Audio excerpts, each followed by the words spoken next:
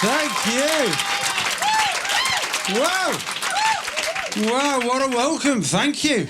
Thank you. I've got to be honest, I wasn't even sure anyone was going to come.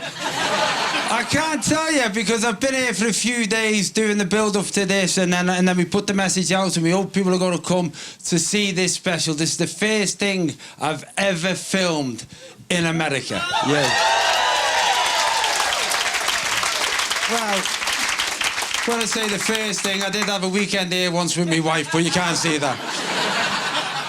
And I wanted to do it here. I wanted to do a comedy special here at the Comedy Cellar. And so I've been trying to work towards it over the last 18 months or so. I've been coming doing gigs here, fell in love with the place, and I wanted to do a recording here.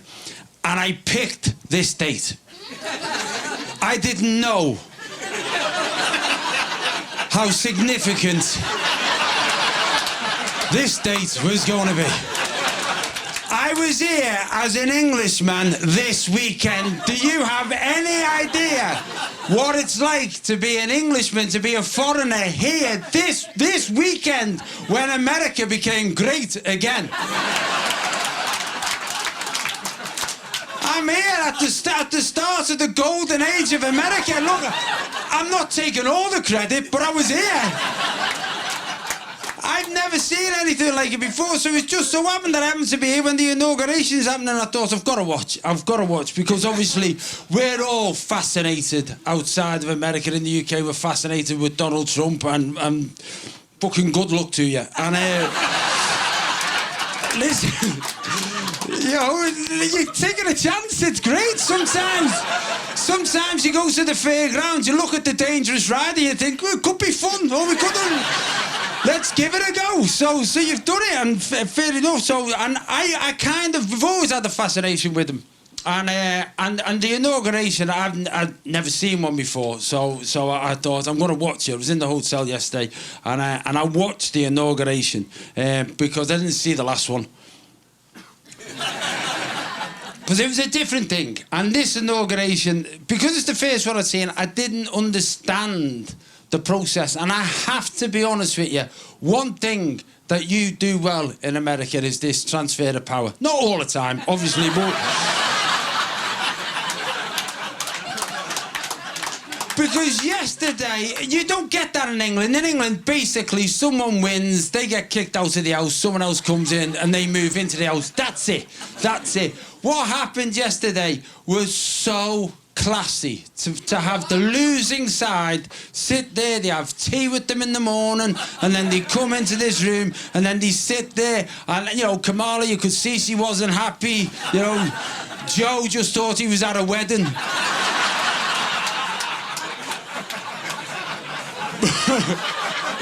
But the fact that they do it, I thought was great. And then I thought, oh, this is going to be brilliant, and Donald is going to step up to the plate. And he's going to say, this is an amazing occasion. Thank you for your graciousness, Joe. And he stood up, and it was like a WWE match. And he was like, you're shit! You look at the Trump family. They like hair gel, don't they? Don't they? You look at the Trump family, it looks like this is what happens when porn stars marry Mormons. It's like... And I happened, because I've started to come and do more gigs in America, and I happened to be in America. And this shows the biggest difference between our two political systems. I happened to be in America the day after the assassination attempt on Donald Trump. And I arrived in Pennsylvania. And it was, again, just a phenomenal thing to happen. I mean, the guy, whatever you think of him, he got shot in the ear, which... To be fair, no one else has ever been shot just in the ear. Because that's fucking hard, just to shoot someone just in the ear. I mean, his ears aren't even that big, and he got shot in the ear, and he went down, and then he got up. He got up after being... Whatever you think of the man's politics, he got up after being shot in the ear and shouted, fight, fight, fight. That is fucking impressive.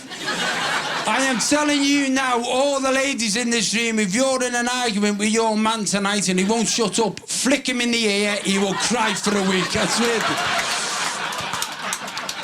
And just to contrast this, like, at the same time that happened in the UK, we were having our general election, and the most violent thing that happened in our general election, somebody, UK people know this, somebody threw a milkshake at Nigel Farage, one of our politicians. He threw a milkshake, he was on the news for a week. What's happened to us? We're throwing milkshakes at people. So when this happened to Donald Trump, that was the comparison. And then after he got shot, he was going to the Republican convention. I thought, I've got to watch the Republican convention. I was up in Boston, I watched it. I couldn't fucking believe it. Like, his supporters were showing support for him by putting plasters on their ear. Now, I've got to be honest, if I got shot in the eye and all of my mates turned up with an eye patch, I go, you're taking the piss. But the fact he went to that trouble, like Nigel Farage, his supporters weren't going round with a milkshake going, come on, Nigel, on your side. So it's brilliant to be here at that handover, that part of history. It's brilliant to be in New York. I absolutely love New York. To me, it's yeah, I do. It feels, New York feels like a city that somebody started to tidy up and then got distracted. Do you know what I mean? I'll put them bags there and I'll come back and then figure out. And I love the atmosphere of the place. You know, this is a comedy club in New York. You know, one of the most famous comedy clubs in the world. And the thing with New York, everything, and I'm sure the tourists in here will agree with this, every corner you turn feels like you're in a movie. Everything feels like New York should feel. And yesterday, I did a gig at 2 o'clock in the afternoon. They have a gig here, a brunch gig. It's called a brunch gig. And you know what the brunch gig is aimed for? It's aimed for all of those metropolitan couples, the ones in their late 20s, in their early 30s, who have not got children. They live here it's like friends. They live here, they're cool, they're good looking, and they come out with their friends and they have brunch and they go to this gig. Because I thought, who's doing this gig? And I looked around the room and I thought, I know why you're here. Because you've got no children. And it's Sunday afternoon and you've got spare laughter inside of you. People with children have got no fucking laughter at 2 o'clock on a Sunday afternoon. But that gives you the whole feel of the place. And I come here as well. I came straight from holiday. I was on holiday. I came here, landed on Friday from St. Lucia. Yeah. Which is in the Caribbean. Yeah, you call it the Caribbean because you can't spell. And I had 2 weeks there. It was a very important holiday for me and my wife. We went to celebrate the fact we've been married now 33 years. Yeah. Yeah. On and off. And so we went to celebrate. So this is actually the brownest I have ever been in my life. This is the most brown I can get. I spent 2 weeks trying to get as brown. In fact, when I was getting on the plane leaving St. Lucia, I was almost going to go on to my fucking... Cameron, what's the word? Emoji. Thank you. Emoji. For some reason, I've not been able to say emoji all weekend. I've been going emoji. The thumb. That's what I meant, emoji. I was literally, I felt so fresh and so brown. I was going to change me emoji to reflect my new skin tone. You know, I didn't. I've kept it at factory setting yellow. I've kept it there. I've kept it there because I'm very supportive when I've got friends of colour and they change the emoji to reflect their skin tone. I think that's a positive move. But I thought I can't do it because my skin tone will fade and you can't do that. Any of my friends who change the emoji to reflect their skin tone when they're not white, I think that's a good thing. When they change it and they're white, I think, oh, racist. You've gone in and thought, I want everyone to know I'm not yellow. There's something wrong with you. So we had this 2 weeks, this 2 weeks holiday, and it was brilliant. It was brilliant. It's funny because this year I'm changing my year because we're still in January, and I changed my year. This is at the end of, well, what are we now? The end of January 20, whatever it is. I've already fulfilled my New Year resolution because this was it. This was it.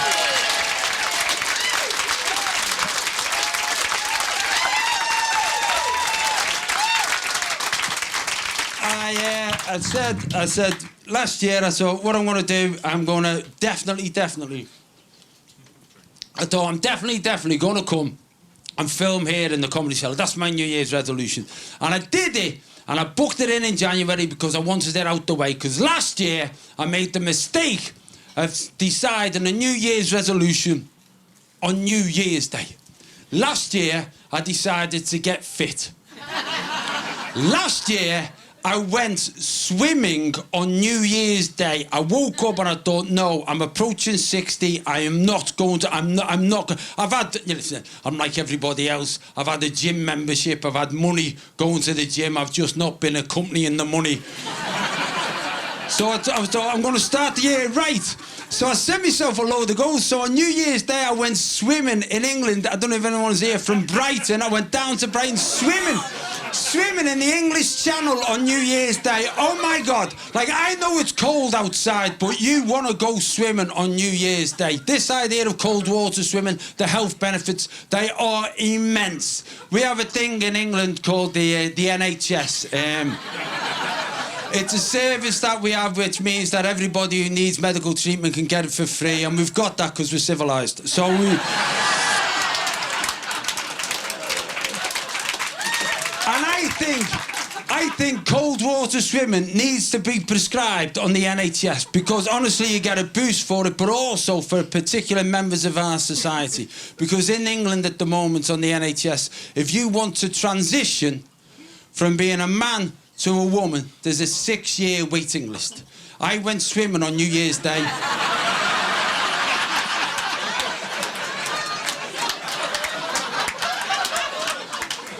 5.5 minutes. 5.5. I got out, I was fucking blue when I got out. I wrapped the towel around me. I did that thing where you're trying to take your costume off. I looked and the fucking... There was just a Brillo pad. But I did, I got fully committed to it. I thought, I'm definitely going to make this year, but you know, that dream where I'm going to be as fit as I can ever be. So I got a PT. I went back to the gym where I've been sending the money. I got a training session with a trainer, a PT trainer. Fucking hell. This guy said, what we'll do, we'll start off with functional exercise. Kev, his name was. I should have known as soon as he said his name was Kev. I should have left then. He said, we'll start with functional exercise. He gave me 2 weights, and he started with lunges. Do you know what lunges are? Holding weights like that. With weights! 25 minutes! Doing that! How on earth is that functional? When has a movement like that ever been useful in your life? You know what I mean? It's not as if someone's going to shoot you and you're going to go, oh, you missed it, kid, look at that. I'm a lunger. And he phoned me up the next day. He said, you want to book more sessions in? I said, do I, shite, Kev? He said, why not? I said, Kev, I can't walk. And he said, well, that's because you're using muscles you don't normally use. I said, Kev, I'm 57. If I don't use them, I don't fucking need them.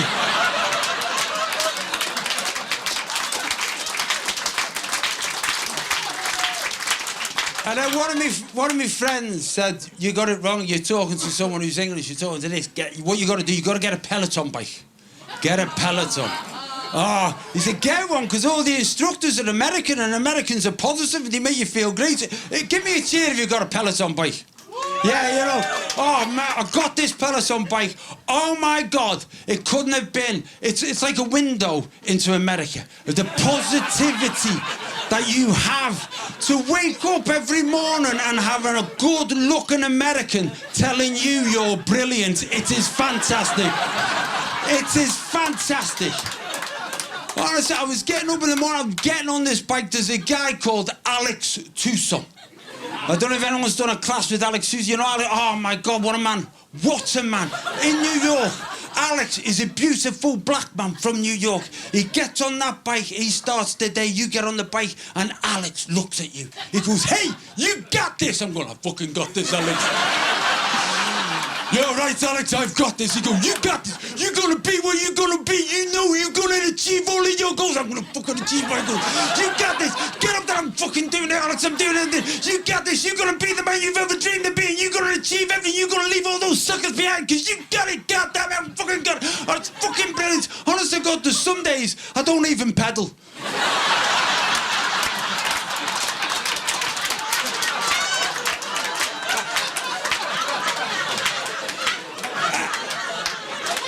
I just sit there, having me croissant. Oh, fuck it, I've got this, Alex.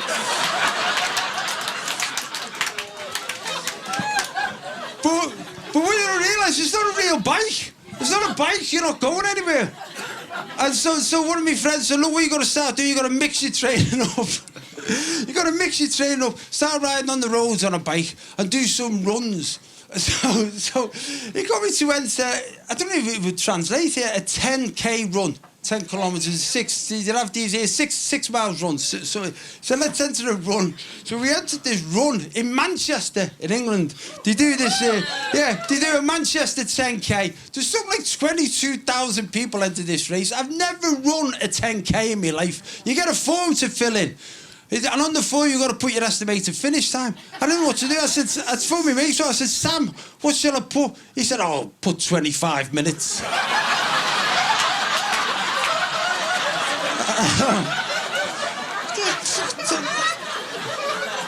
That seems a bit optimistic, doesn't it, 25 minutes? So I put 28 minutes.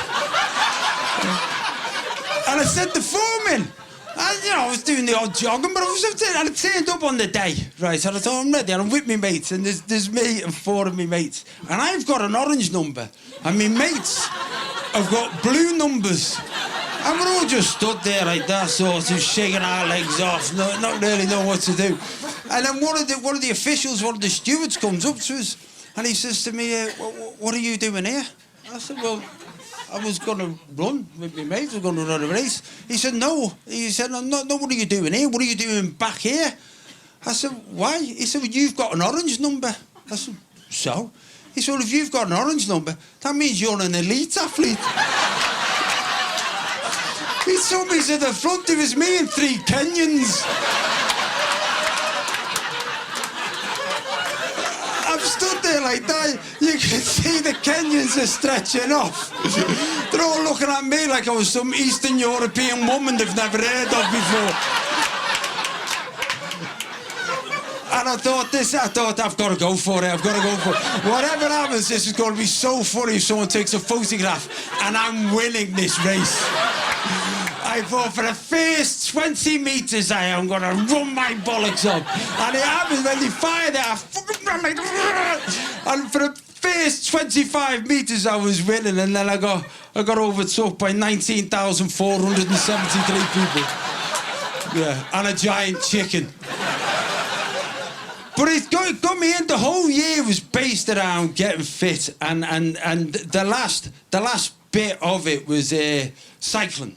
Because I've been doing the peloton. One of my mates said, "Look, you got it's not real. Get on the road. Get a road bike." So a road bike, and like everything. The problem is, you see, I'm talking to you because I'm a man in my 50s, and all the men in this room in the 50s will know you're hanging on to any fucking thing that'll give you a little bit of hope that you're not dying soon. Anything. That's why men in the 50s just do all these fucking mad triathlons and all that. You're just looking for something. So some of my mates said, "Look, get cycling. We'll do a cycling challenge." So I started doing some cycling, building up, and then September they said, like, what we're going to do? We're going to do this ride from England through France to the top of Spain. He said it'd be great, and then we'll get a ferry back. Right? I know, fucking. It was 5 100-mile legs. I'm like, what? He said, it's fine, we have a van carrying stuff, all that stuff. He said, okay. He said, but listen, what you need to do, you need to make sure that you're ready. I said, what do you mean? He said, ready. You know, ready. He said, I said, I've been putting the ride in. He said, no, ready. I said, what does that mean? He said, you know, you can't. We're going to be on a bike every day. He said, you've got to make sure there's no irritations. I said, well, you're fucking irritating me, to be honest. He said, no, what I mean is irritations. He said, professional cyclists, they that's why they remove body hair. He said, because if you get a rub, it become a rash and it become an infection. If you sat on a bike for it, it'd become a difficulty. I said, so what do I do? He said, well, if you ever looked at your undercarriage. That's what he did. He did that hand action. Have you ever looked at your undercarriage? Undercarriage. I said, I didn't even know I had an undercarriage. He said, well, you're going to be sat on a bike all day, so you need to have a look. I said, well, how do I do that? You know, he said, because if I could look under there, I'd be in a circus, I wouldn't be talking to you. He said, get a mirror and have a look. He said, it's a thing to do. I swear to God, all the men in this room, lads, listen. Have a look. Honestly, get a mirror, go into a bathroom, lock the door. You don't want to get caught having a look. Have a look. I just didn't know what I've been carrying around. Have a look. I took this mirror. I had a look. Honest to God, there was like this afro. It looked like the Jackson 5 were doing a gig behind me ball sack. It was. I thought, fuck, have I been carrying that around? So I said to me, mate, what do I do? He said, well, that's the problem. He said, seriously. He said, what you need to do, he said, you need to try and see if you can find somewhere to get it off. I said, well, he said, get it waxed off. He said, it's cyclists do. It's not a big thing. Just get it waxed off. So I looked. He said, go on the internet. You'll find somewhere. So I went on the internet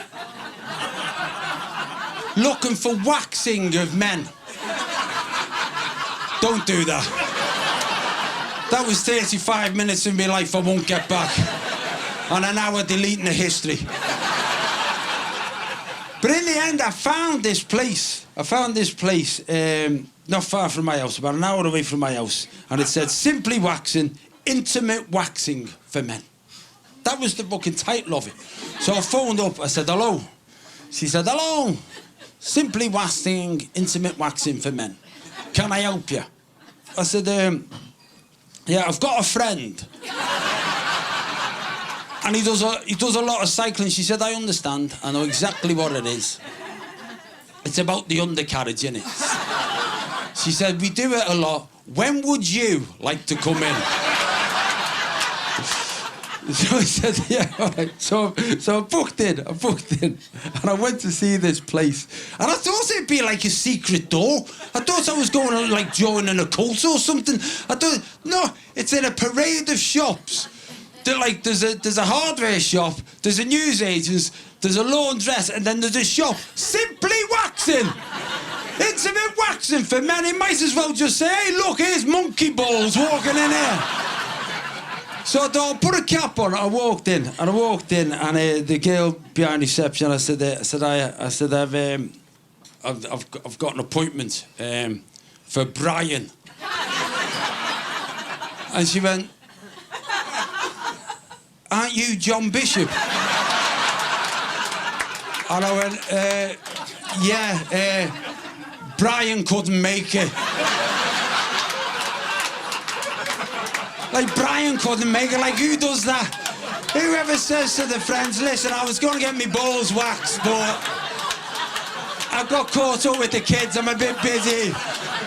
Can you go and get yours waxed instead?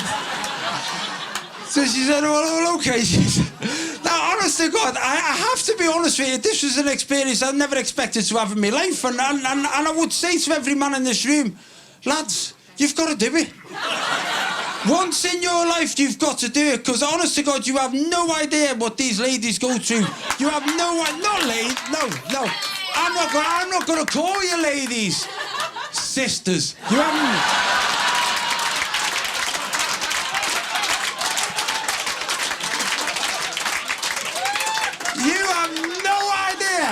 what my sisters go through to present their little flower to you. You have no idea. This is the most fucking brutal thing I've ever experienced in my life. I go into this room, there's like a cauldron in the corner of stuff bubbling, and the woman just walks in, and there's no standing on ceremony. There's no chat. She just went, right, get it off. I said, what? She said, take everything off. She said, I can't take it off. So I took all my clothes off and stood there in my underpants and my socks. Right. She stares the cauldron. She turns around, sees I've still got my underwear on. She said, what are they doing on? She said, I'm not a miracle worker. Get them off. Get them off. I'm like, just fucking, you know what I mean? It's a difficult thing. I'm stood there. I didn't lose all my dignity. I kept my socks on. And the first thing that she does, and again, girls, you have done this. I wasn't expecting that. I thought it'd be like going to the hairdressers. When you're in the hairdressers, you don't pull your own hair, do you? She stands there and says, right, I need to deal with your creases. I didn't know I had a crease. I didn't know I had any creases. She said, it's your creases that are a problem. They cause an irritation. She said, get your leg up and pull your skin. Do you? You have to stretch. You have to stretch your own skin so that you can get in the crease. She gets this spatula thing, right? This wooden spatula, which is like, you know, like the ones the doctors go, it's like, obviously not the same one, but you know. Yeah, that. And you have to pull your own skin. Well, she puts a strip down there like that. And she waits for it to go hard, and she goes, right, breathe in, breathe out. It's like Velcro. But you know, Velcro that's been there for 50-odd years. And she goes, right, do the other side. So I lift up the other side. Then she said, and I quote, right, turn round, let's get to the problem.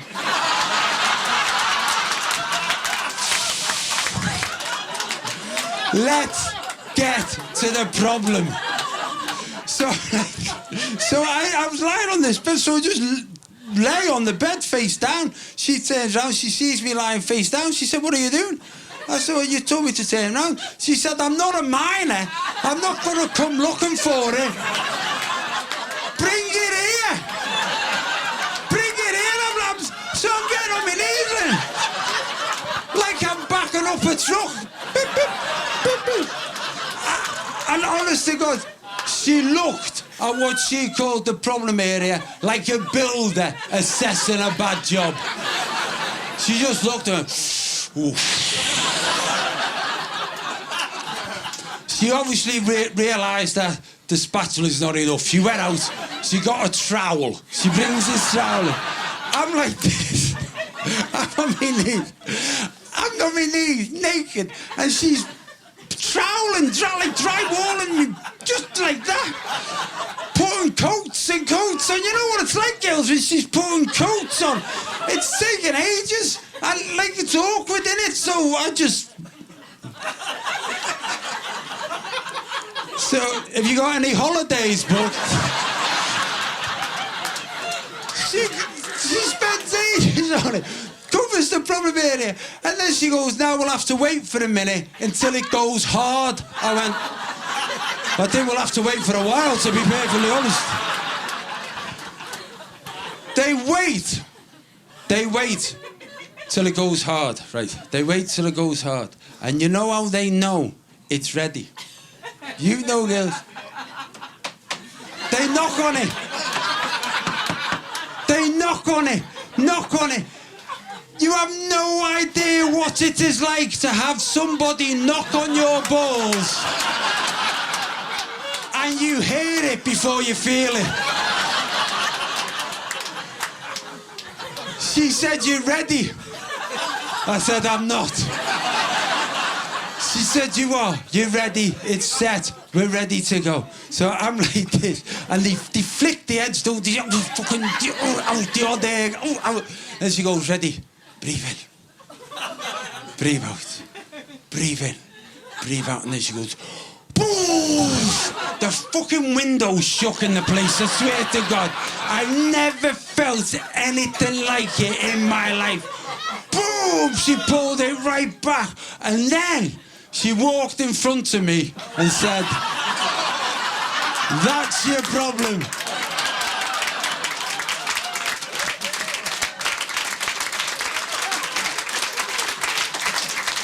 It looked like roadkill. She's holding this roadkill in front of me. I thought, oh my God, I don't know what to think about myself. I have no idea. I have no reference points for this experience.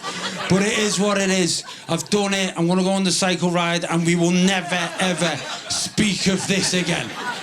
And then I got off the bed and I stood there and I straightened up and I took a step. And I swear to God, lads, that first draft, that first lift of air that just lifts you up. Oh my God, it's unbelievable. You think I'm so light? Look at me. Oh my God, how heavy was all of that? I was walking out the shop, I was crossing the road like that. I nearly got knocked over. I thought, oh my God. I thought, what's a terrible time to get knocked over just when all your pubic hair has been removed. You'd be in the emergency room, they'd be going, "We've no idea who this is, but he's clearly the biggest 10-year-old we've ever found in our life."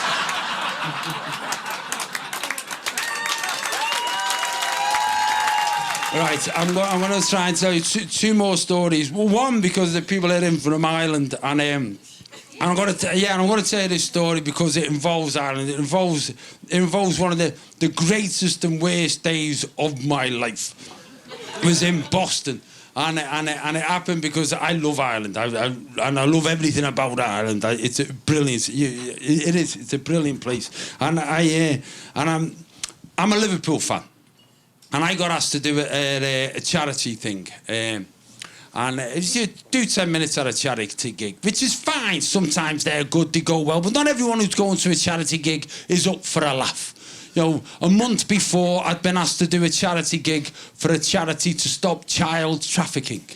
And I stood up and I said, "This is an important charity. We want you all to make a donation. You know, I've got personal experience and I know that child trafficking is a terrible thing because I've been stuck in traffic with children and it's a nightmare."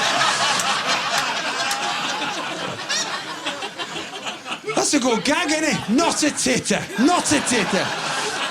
So when I got asked to do this other thing, I was like, but I did it, and it was a thing associated with Liverpool Football Club because I'm a big Liverpool fan, and so and the big prize, the auction prize, was VIP tickets to go and watch Liverpool play. Now, for people who don't know, Liverpool are owned by Fenway Sports, who also own the Boston Red Sox. So you could swap VIP tickets to watch Liverpool play to go and watch the Boston Red Sox.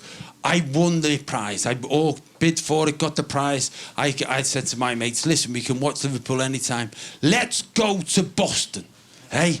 Let's go to Boston to watch the baseball." Obviously, none of us are interested in baseball, but ladies may not understand this, but men often go to cities for reasons that are not obvious. You know, I know loads of people who are not interested in canals who go to Amsterdam.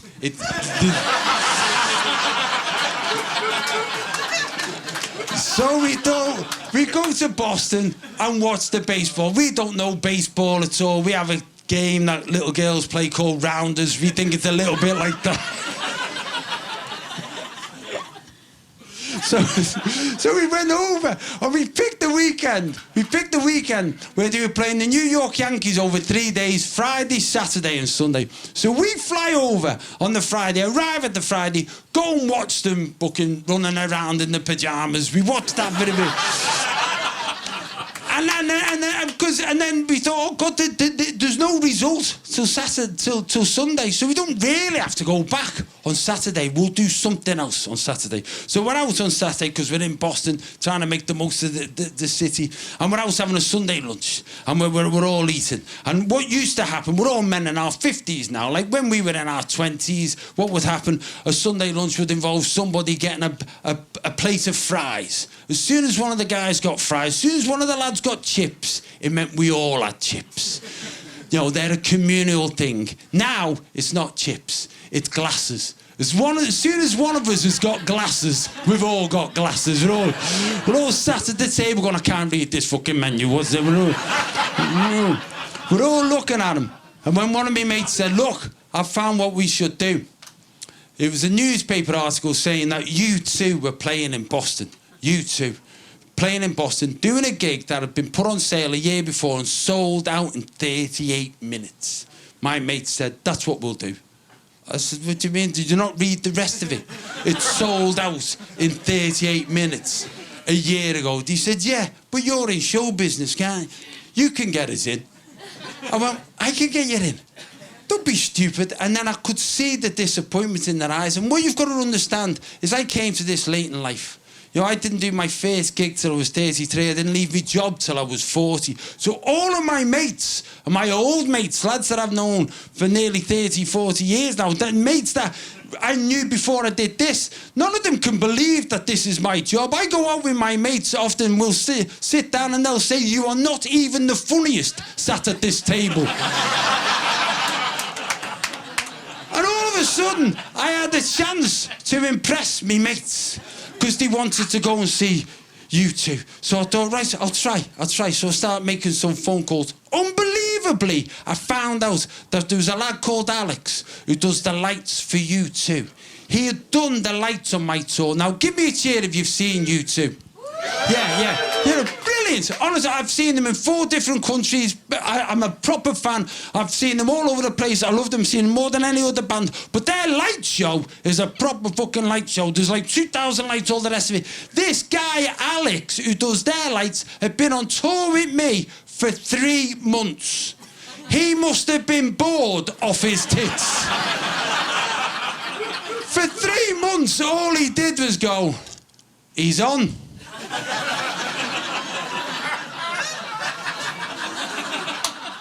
He's off. That's all he had to do. I got hold of Alex. I said, Alex, I've got 4 mates with me. I said, we're trying to get tickets to see U2. He said, let me see what I can do. He puts the phone down. He phones me back an hour later. He said, John, I've managed to get you 5 VIP friends and family passes. I turned to my mates. I said, lads, Johnny Showbiz. I said, we've got 5 VIP friends and family passes. And for the first time in the 20-odd years I've been doing this job, I could see my mates look at me and go, that's good. We turn up at the gig. We get taken into a room in the back, a sort of a back entrance. Alex meets us there. Unbelievably, we have a bit of a drink, and then he takes us on the stage before the band come out and then before they open the building. We're on U2 stage. We're on. I mean, I'm a proper fan. I'm licking the drums and everything. We're on the stage. And then we just have a moment. You know, we're all men of a certain age. When one of my mates just stops and goes, Bish, John, look at this. Look at this, John. Look at it, John. We're on here, on this stage. We're on U2 stage because you've brought us to Boston. And you've brought us to Boston because of what you do. And you changed your life. You went down a different route. You went into show business, but you didn't leave the lads behind. You've kept us with you all the way. And we just want to say thanks. And I went, lads, you don't have to thank me. I said, we've been through this journey together. We've been with each other for decades. We've been through marriages, births, divorces, affairs. We've done everything. We've done everything together because we've held on together and we've lifted each other up when everyone needed lifting. We've done what we needed to do. And I would not want to be on this stage with anyone else because you are my brothers from another mother. We walk off stage, we go into the bar to get a drink. There's a girl called Jennifer who works for U2. She comes up to me, she pulls me to one side. She said, John, can I have a word? She said, the lads would like to say hello. I said, what lads? She said, the band, U2, they'd like to say hello. She said, but obviously, I can't bring a crowd back. It'll just be you and not your mates. I went, what mates? Fuck them.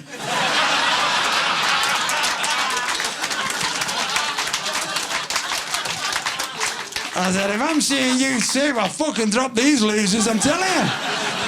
I go backstage. I'm taken into this room backstage, the most surreal thing, like John was talking before about his experience. You get in this room with people who are like, there's about 5 people in the room. People from the record label and the mayor of Boston. He's hanging there as well. And I get taken in, and I'm stood there, and then the door opens. Larry Mullen, the drummer, he comes in. Yeah. Not drumming, he wasn't drumming. I don't know why I do that. Yeah, to be honest with you, I do that because not everyone knows the members of the band, but when I tell the story, it's a habit. I have tried putting my hands in my pockets to stop. It doesn't help, to be honest with you. It makes it even more awkward. Anyway, so Larry comes walking in, the drummer. He walks in, and he says hello to the mayor of Boston, says hello to the record label. Then he turns to me, he goes, John, I got told you were coming. I went, fucking hell, you're Larry Mullen. You know me? He said, yeah, I've seen you on Graham Nolan's story. Just want to say hello. It's great to see you. I said, thanks, Larry. It was lovely. He walks out. Adam Clayton comes in, the bass player. Does the same thing. Says hello to a few people. And then turns to me. Goes, John, lovely to see you. I hope you enjoyed the gig. Thanks. He walks out. I've met 50% of you too. That'll fucking do me. The door opens. The Edge steps in. The Edge with his little woolen hat. The only man who looks like he's drove a truck to his own gig. He steps into the room. He looks at everyone. He goes, and walks out. Even the mayor of Boston went, fuck me, that was cool, wasn't it? And then it happened. The little fella came in. The door opened and Bono walked in. And I was thinking, oh my God, John, that's Bono. That is Bono. You just be calm. He's not going to know who you are. The others were dead nice, but he's definitely not going to know who you are. He's mates with Barack Obama, and he's probably just had fucking tea with the Dalai Lama. He's definitely not going to know who you are. So when he comes over, go, hello, Bono, my name's John. I'm friends with Alex. He does your lights. He did my lights. He must have been bored off his tits. That's all you've got to say. And we will avoid any embarrassment. Bono's talking, he's talking to the mayor of Boston. Jennifer comes over to me and says, John, have you ever met Bono? I went, no. No, I've never met Bono at all. She said, well, look, he's got to be on stage soon, but I'll make sure he says hello. He's talking to the mayor of Boston, and she taps him on the shoulder and says, Bono, sorry to interrupt, but can I introduce you to? And he turned around and he went, you don't have to introduce me to this fella. I love this fella. And I went, Bono, I love you!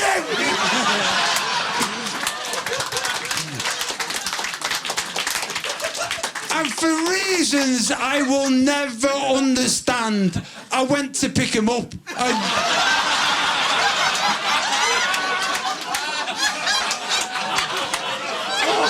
It will live with me forever. I sort of stepped forward like I was going, here's a little Bono. I don't know what made me do it.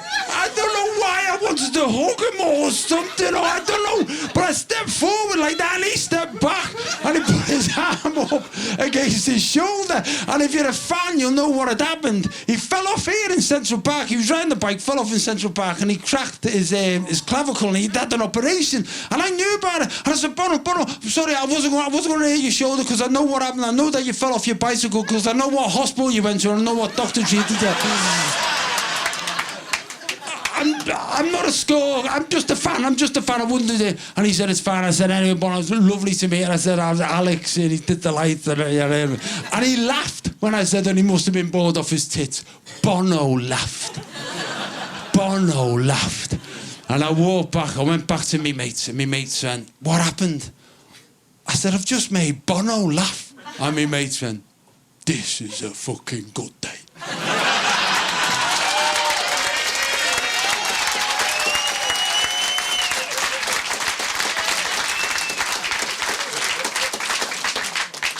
I'm not finished. Because we go into the gig. Now, if you've been to a U2 gig, you'll know what happens. There's always a moment where the music stops and Bono starts talking. And it stops being a rock and roll gig and it becomes a self-improvement class. And I've seen them before. I remember one of the first times I saw them was in Manchester. It was during that phase where we were all trying to get rid of poverty. We were all ending poverty by wearing wristbands. Remember it? That was what was meant to happen. And I remember it. I remember the gig. It was the first time I'd seen the aura of Bono holding a crowd. I remember because the band were all playing like that. And there was 60,000 of us in Manchester at Manchester City's ground. 60,000 people. The band are all playing. And we're all watching. We're all loving it. And then Bono dropped on one knee. And 60,000 of us went, "Are you all right, Bono?" And he just sat there with his big glasses like that. And then he went, "Do you want to end poverty?" And 60,000 of us went, "Well, we thought we'd come to a gig, to be honest with you." "Yeah, all right. I mean, like if we met you sing, yeah, okay." And he went, "If you want to end poverty, get your phones out now." And 60,000 phones came out, like stars in the sky. And a number came up on the screen, and he went, "Text your name to this number." And 60,000 of us went, and we all went, "Fuck me, that was easy, wasn't it? Hey, if I know I could have ended poverty that easy. Honestly, I'd have done it yesterday. I didn't. But we've done it now. We've come to a gig. We've ended poverty. What a good night this is." Bono gets up, starts singing. This is honest. This is true. This is the funniest thing I've seen. Bono starts singing. He's singing again, and then he does another 2 or 3 songs. Then he drops on his knees, and 60,000 of us went, "Oh, for fuck's sake, Bono, what is it now?" And he said, "Did you want to end poverty?" We went, "Yeah, Bono, we've done it. We've sent the text. It's over. We've fixed it."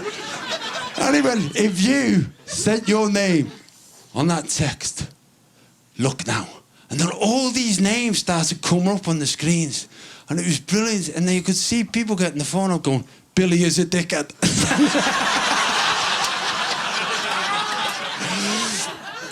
So I knew at some point during this gig it was going to happen. And a couple of my mates had never seen U2 before. I said, "There's going to be a moment, lads, honestly, where you're going to realise the wonder and the aura of Bono." The gig's going on, and it happens. He stops and he goes, "Boston!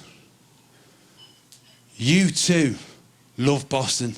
Boston loves U2." And the crowd's going fucking berserk. And he goes, "Yeah, because Boston is a city built on the blood of the Irish. And tonight, everyone in here is Irish." And the crowd's going, "Yeah!" Even the Mexicans were going, "See, see, see, see, see." "See you, Borneo, see, see, see." I don't know if that's right. I don't know if that's racist. That might have to come out. Anyway,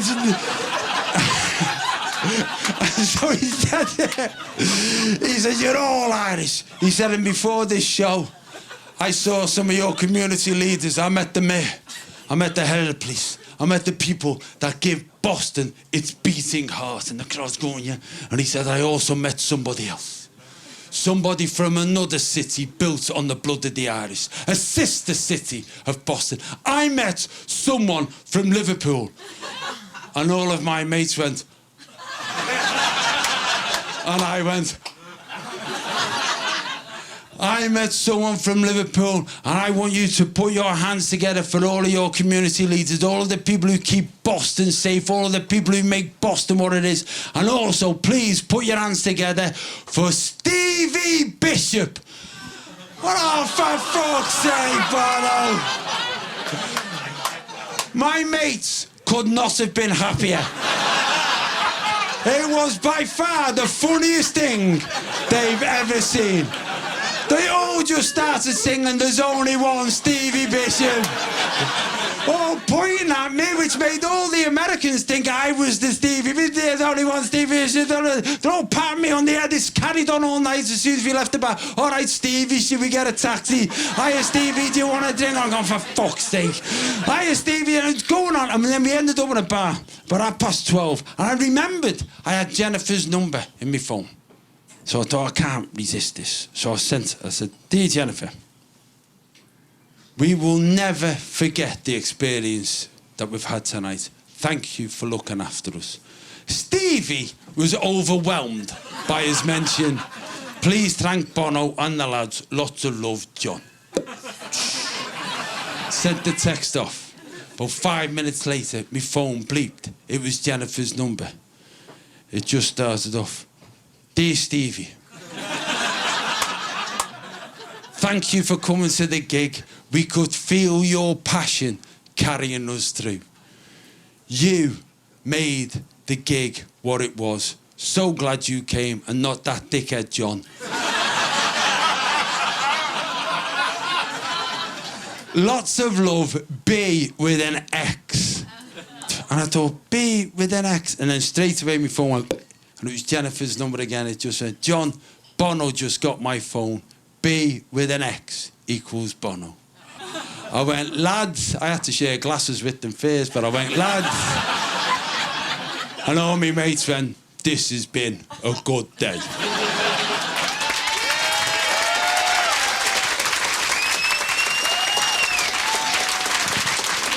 Thank you.